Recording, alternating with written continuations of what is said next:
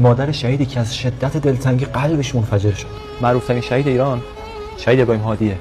خیلی ها میشناسنش برای عاقبت بخیری، برای عاقبت بخیری بچه‌هاشون میان بالا سر این مزار. ولی یه مورد رو ازش خیلی ها نمیدونن.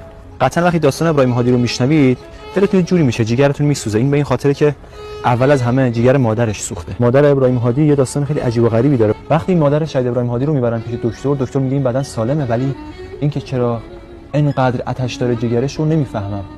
وقتی پیگیر میشن میگن که آقا یه پسر داره رفته جبهه هنوز برنگشته و این جگرش برای بچهش داره میسوزه و هر روز میره برفکای یخچال رو میکنه میخوره که جگرش یه خورده خنک بشه. دکتر میگه که این اگر به همین روال ادامه بده قلبش منفجر میشه، از داخل قلب میترکه.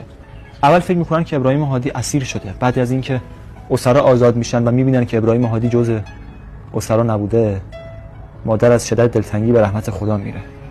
دلیل فوتش هم